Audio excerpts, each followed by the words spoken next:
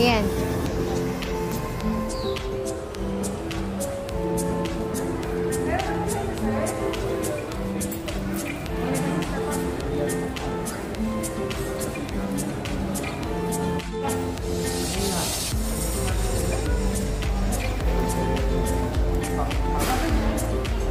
Nang open nyo sir, ganun. Kasi, ayan. So, pag nag-appear po yan sir, so nalagay mo yung remote, datang gitna. Okay lang. Okay na. Okay. Kailangan sir, mag-appear yung kanyang cursor. Ayan, next mo lang. So, okay pa din. Next. So, Philippines. Next. Then, exit first use. Ayan. So, tayo na agad kung may damage yung item pa na. So, kung may problem po, tawag lang po kayo dito sa amin. Then sir, yan, nakaset up na yung TV. So, ito lang po. Settings lang. Settings. Apo. Nandun siya sa left side. So, Wi-Fi. Okay mo lang. Optional sir. Pwedeng LAN, direct. Pwedeng Wi-Fi.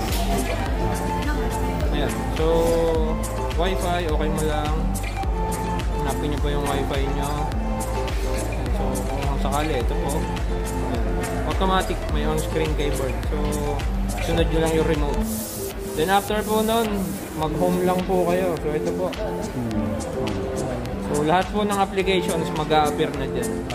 Then, meron siyang App Store. Dito po. So, pwede po kayo mag-download ng ibang applications.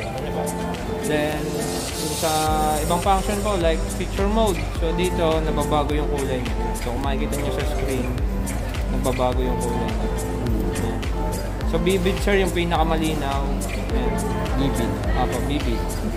Then, dun sa sound mode, yan, AI sound. AI. So, yung mas malakas po.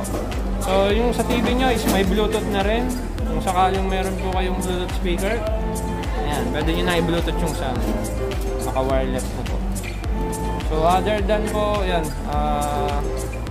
lahat naman po ma-access nyo dito sa settings, TV speaker. Tapos po, yan, so connected na sa Wi-Fi, ilong press mo lang to, tapos magsalita kayo dito. So, yun na yung voice command nyo. Hanapin na po niya lahat ng sasabihin. Naka-download naman na dyan yung mga importante. Apo, so dito naman sir, meron na rin siyang, yan, shortcut. Netflix, Disney Plus, so lahat po nandiyan na po. Okay na po sir. Ingatan nyo lang po yung resibo for 2 years warranty.